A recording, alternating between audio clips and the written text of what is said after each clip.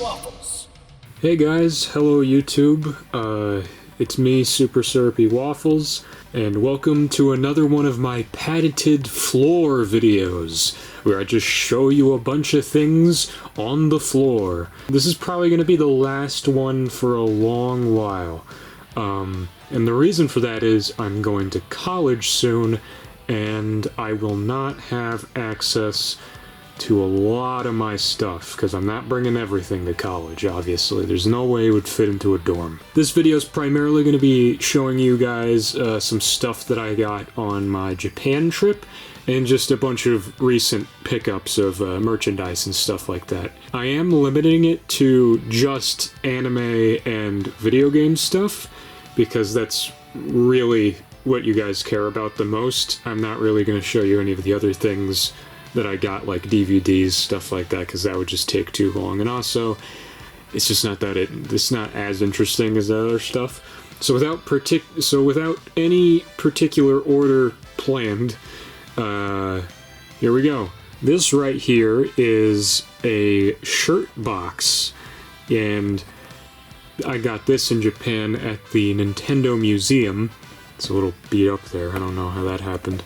Probably the plane ride. But when I was in Japan, I did go to the Nintendo Museum, and they did have, they had a lot of Nintendo-themed shirts, and this was one of the 3 that I got at the store.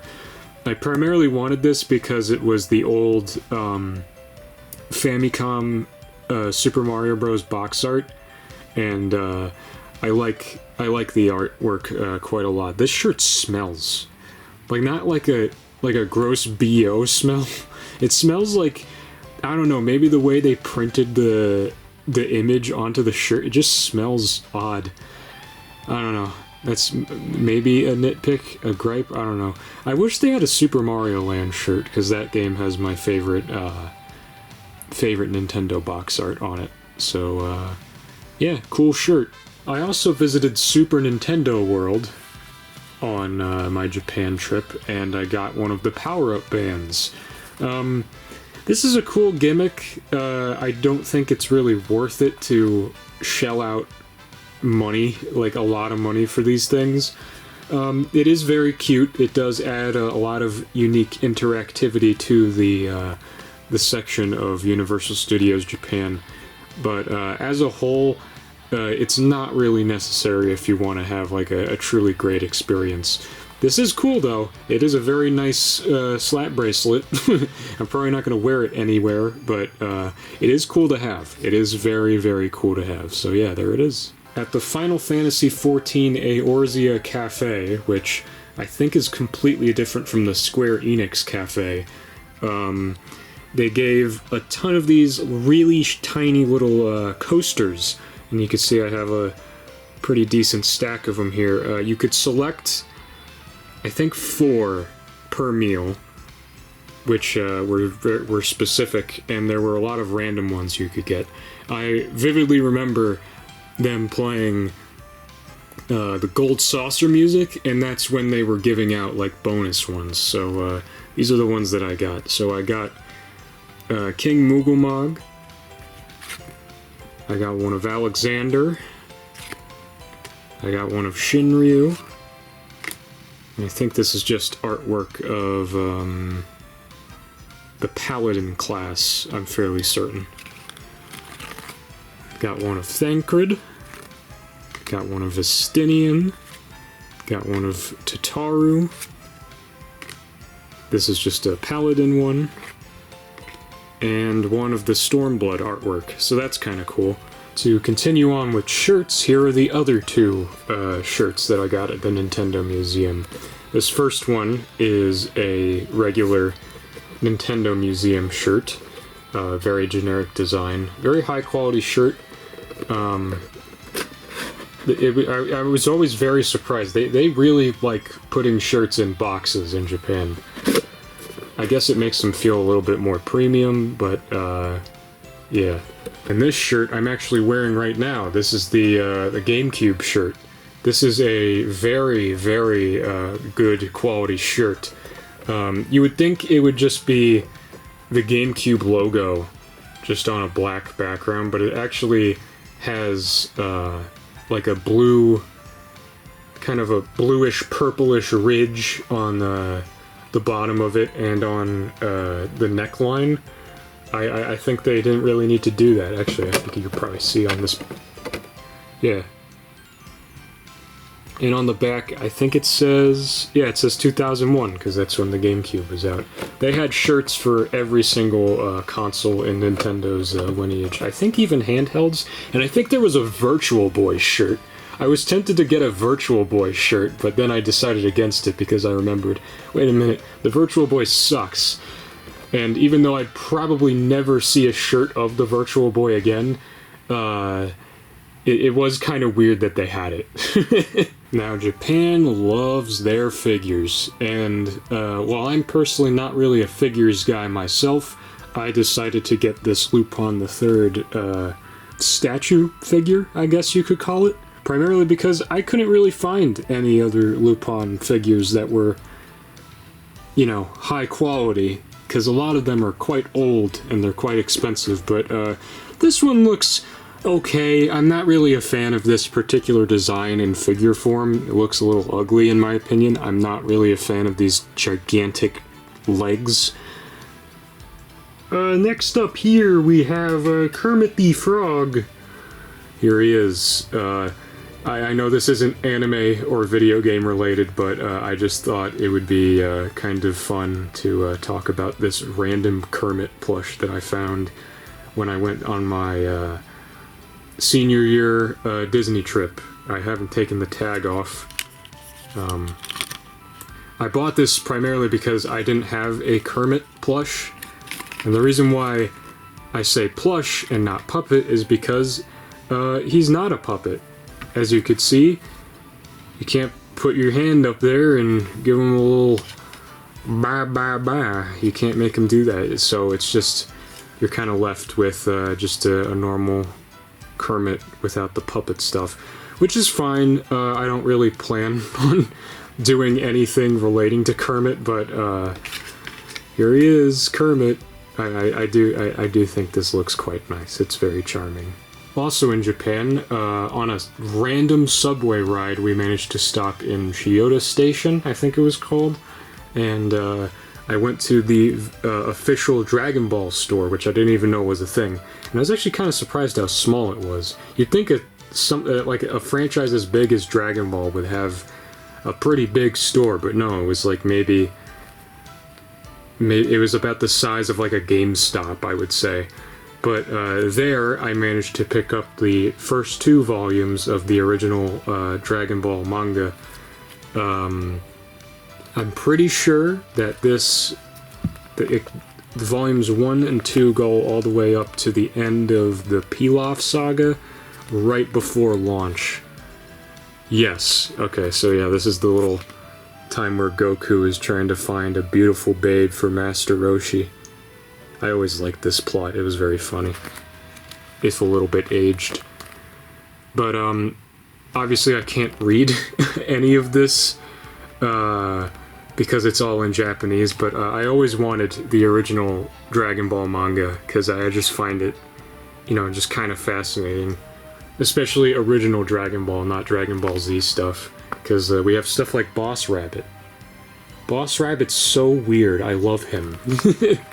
But I wish OG Dragon Ball was a little bit more appreciated, because it is a very fun time. If a bit aged, I must say, it has aged a little bit poorly, but it's very charming, and it's very, very cute. Look at little Goku. Aww. Now that isn't all for Dragon Ball manga, because I got volumes 3 through 5 at a used bookstore, I think, called Book Off. I'm pretty sure that was the name of it. I hear it's quite a popular destination for like retro manga enthusiasts. I am not one of those. I just collect for fun. I don't really care about the condition all too much. And as you could see, yeah, these look far worse than the previous ones I just showed off. I'm not sure if these are an older... I'm pretty sure that they're older releases. I mean, look at these. Look at the page color. But as you can see, they're quite different from this, because here it has like an extending drawing for all the volumes. Like here it starts off with Oolong, and then I think on volume 2, let me see here, what does it have? Yeah. Oolong's arm and a Dragon Ball. This is just an extension of Shenlong, so yeah. These 3 volumes, it starts off with the 21st Tenkaichi, and then goes to, I think, right before Goku defeats Ninja Murasaki. Let me see if that's right. Yes. This, and of course, it's right before my favorite scene with Ninja Murasaki, where he gets sodomized by Goku's power pole. Yeah. I really wish I had that. I might get the rest of the original Japanese manga set. Who knows? I don't really think that they're that expensive. I mean, 300 yen. I think that's maybe a little over $1 in America. Good deal, I must say. We're not quite done with Dragon Ball stuff, because I got this a little bit before my Japan trip. I went to a convention, and there was a big anime... Hang on, let me zoom out a little bit. There we go. I went to a gaming convention, and there was a big anime DVD/Blu-ray booth, and at that booth, I got this, which is a box set of all of the original Dragon Ball movies. Now, I must say, this is not really my favorite set of Dragon Ball movies. They aren't great, but this comes with all 4 of them. The first being Curse of the Blood Rubies, which is basically just a retelling of the Pilaf saga. We have the God, what is this one called? Sleeping Princess and Devil's Castle. Is that what it is? Yes, it is. This one retells, I guess, the training portion before the 21st Budokai. This is the one Dragon Ball movie I think that can be considered entirely canon. Whatever. This has awful sound quality. Do not watch this in the dub. I don't know what happened with the sound quality. It's awful. And then we have Dragon Ball Mystical Adventure. This is a lot of people's favorites. I don't know why Tao is in a white uniform in this cover. Did he wear white in the movie? I forget. But this is a cute one. And then last is Path to Power, which a lot of people consider the most underrated Dragon Ball movie ever made. I fucking hate this one. This movie's not great. It is not good. I don't know why people think it's great. It has some fantastic animation, but it's just the Red Ribbon Army arc and like the beginning of the Emperor Pilaf saga, but with nothing else. There's like none of the parts that made it cool. It's just like they skipped through all of it. And that kind of sucks. I wish they just made their own original story for this one. I think with this particular animation style and the recharacterization a little bit, I think it would have done a lot better if it was its own thing and it wasn't just a rehash of previous events. Next up, I got 2 more plushies from Japan. I didn't get these all at the same place. I got this Sine All-Stars Mario plush from the Nintendo store. I got this primarily because I wanted a little plushie keepsake from the Nintendo store. As you probably know, as I've said a million times, I used to make plush videos. I didn't really get this as a replacement to my old Mario plush. That thing is still a very massive treasure for me. This is literally just a keepsake. I have no plans to use this thing in any videos. Also, look at him! I've never actually held a regular Sine official Mario plush before, and this is It's so cute, look at him. I love him. And then next is a Captain Toad plush from Super Nintendo World in Japan. This is a weird plush because I know that there's another Captain Toad plush. This one is very different from that one. I do think it's a little bit worse in quality than the regular official one, but this one does the job quite well, and I quite like it because it matches the other Toad plush that I have. I actually never noticed this before. It has the little Yoshi's Adventure ride reference on the side there on his tag. Some more stuff I got in Japan are things that I got at a Tower Records, which I had no idea was still around, and I guess it was only around in Japan, but here we go.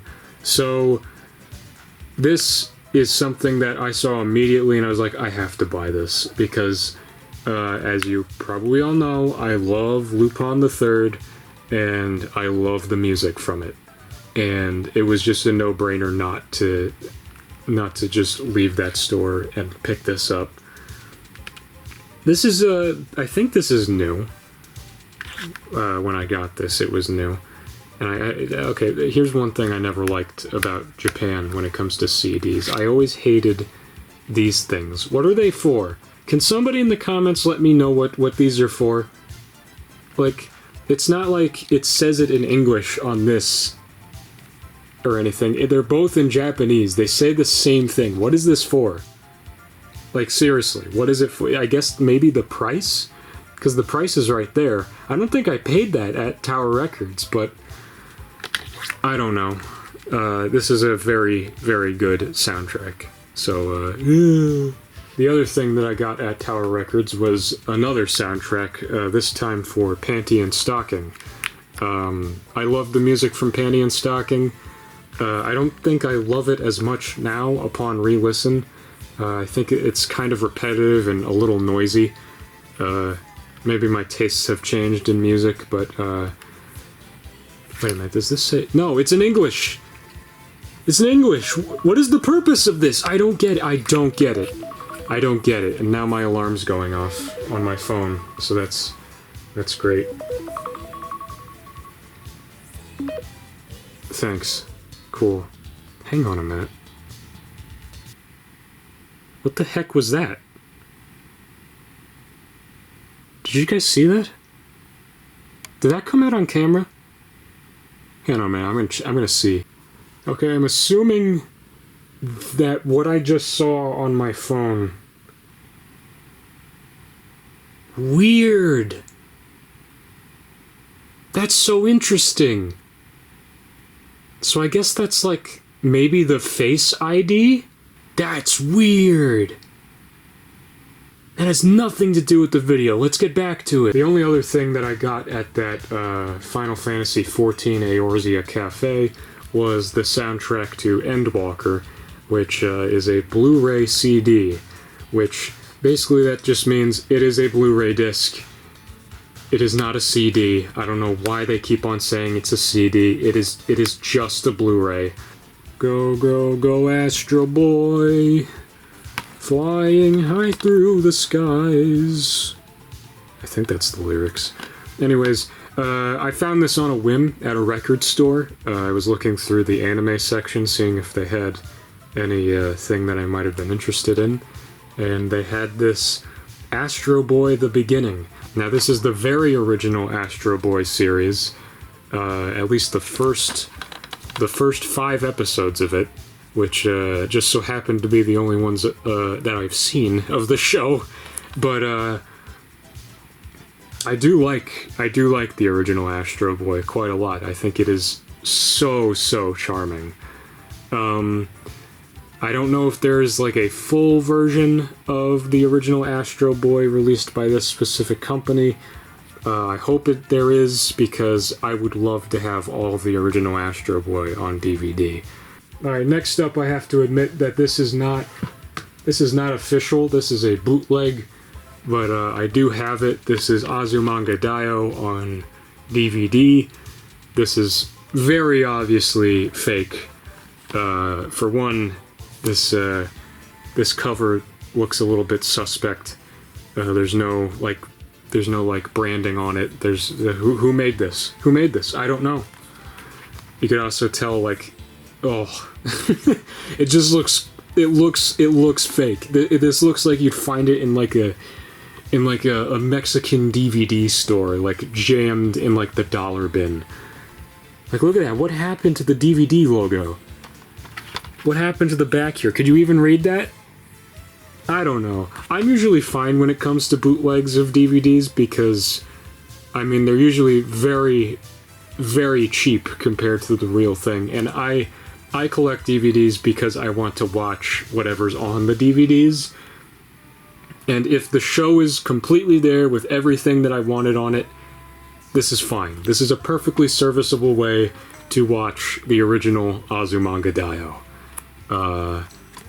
Let me show you these discs, because they look...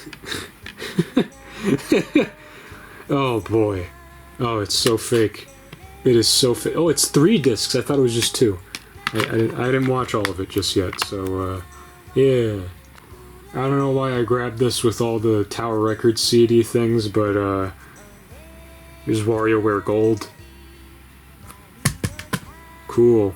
Next up we have something that I also got from Japan. I'm not sure how rare this is, but I do have Super Mario RPG, the Super Famicom version, complete in box. I want to be very careful with how I handle this because this is in pretty good shape. It does have everything inside. I'm not going to open it up to show you because it's, whatever, I'll do it. Yeah, here it is. There's the manual. There's the game. I think on the back there's like a... I'm not sure what it is. Like I said, I haven't taken this out. So, yeah, there it is. This has always been one of my coveted things. I've always wanted this.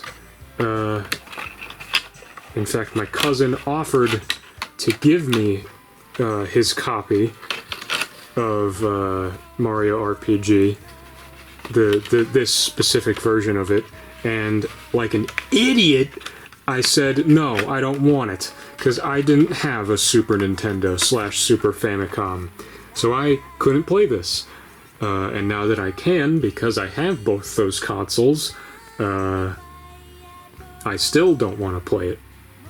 Because I don't want to mess with the game. I'm going to preserve this until I die, because I love this game. Yahoo. Uh-oh. Here comes the Lupin fan. Beep, beep, beep, beep, beep, beep. Oh, there we go. There it is. There's all the Lupin. There he is. Okay. We have a lot to go through with this. Let's just begin. So, I got a lot of Lupin Blu-rays, and this first one here is Lupin the Third, Blood Seal of the Eternal Mermaid. This is, a few people's favorite, Lupin the Third TV special. It's not my personal favorite. It is a little dark. It is kind of odd, I must say. I'm not really a fan of the art style that much. And is that supposed to be a poster? I never actually saw this before. Huh. Interesting. But this has the English dub with the cast of Part 4 / Part 2 / all the good Lupin dubs. I got this for probably $30. I'm not sure if that's a good deal or not. I don't really see these being sold a lot anymore. Please let me know in the comments if you find it for cheaper, so then you could let me know how terrible I really am at spending money. Next up we have, I think, the newest Lupin the Third DVD releases, which are these two. They chronicle the TV specials, and I'm assuming they're doing a 3rd volume of this, because if they're not, that is so lame, because a lot of these are very expensive to get on DVD / Blu-ray, and having them in a nice pseudo-complete package is very, very nice to have. Because I quite like the TV specials. A lot of them are, you know, hit or miss, but I think they're charming in that sort of way. Next up, we got The Castle of Cagliostro on Blu-ray. I'm not sure if I showed this off before, but here it is. I got this on eBay, I'm fairly certain, and yeah, this is a lot of people's favorite Lupin the Third movie. It is not mine. I'm not really the biggest fan of this one, and I don't really want to get into why, but I'll tell you some other time. And here is the last Lupin thing, and it is The Mystery of Momo on Blu-ray. I do have the DVD version of this from like 2002. I wanted to get the Blu-ray because I wanted to see one of my favorite movies of all time in HD. That said, this cover is hideous. What is this? This looks like it was drawn in like 2007. This is like such an ugly looking art style. Like, it doesn't look good. This is like doesn't represent the movie's like art direction at all. It just doesn't look good. Did I put the reversible cover? I didn't. This does have a reversible cover, and it is, I think it's supposed to mimic the old one from the 70s. Oh, I have to remove the disc to show you. Let's see here. Here we go. Yeah, that's much better. That looks more like the movie than whatever the hell this is. I hate it so much.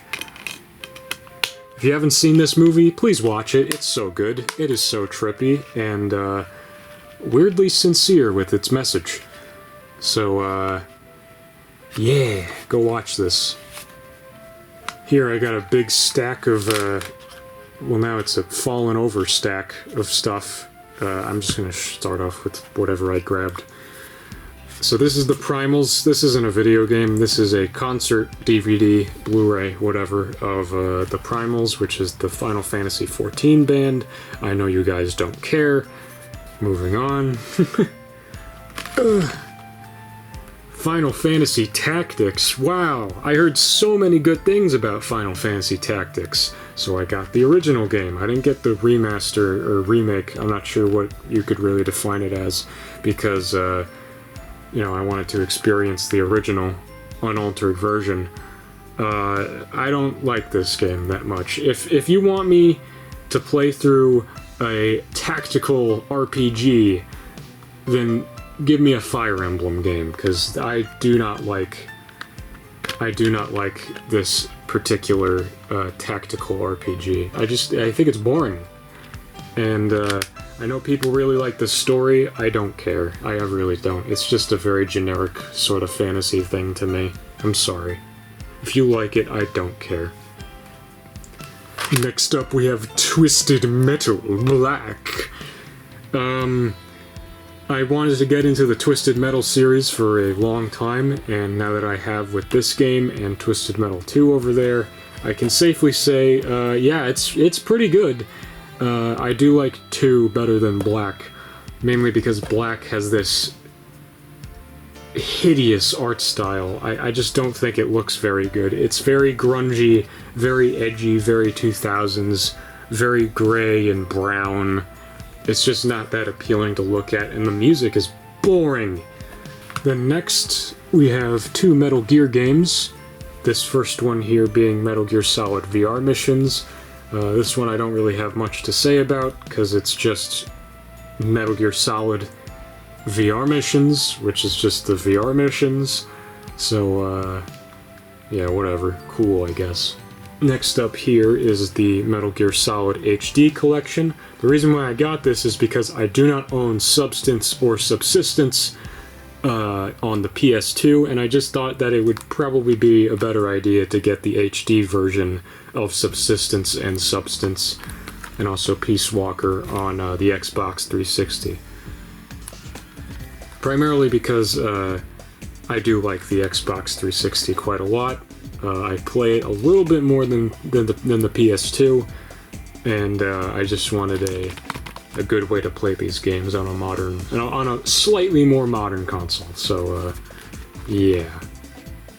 Peace Walker is not good. It's worth it for these two, not for Peace Walker. And last, and probably least to a lot of people, we have Twisted Metal 2. It's a Twisted Metal game, and it's good. And that was everything. And I just want to thank you guys for sticking around, being very patient with me this year. I know I haven't been uploading on a schedule that is really that great, but this is probably going to be my last video before college starts for me, and I wanted to end it off with a little bit of a send-off to my belongings before I won't be able to see them for years and years and years. Oh yeah, there is one last thing. There's one last thing. It's this gigantic Lupin III tapestry. It's huge. Oh, that's the wrong way. Hang on a minute. But here it is. Wow, it's Lupin III Part 5. On a big old tapestry. I'm gonna put this in my college dorm room. And it's gonna look awesome. I'll probably show you guys my dorm room once I officially move in. But thanks for watching. Bye.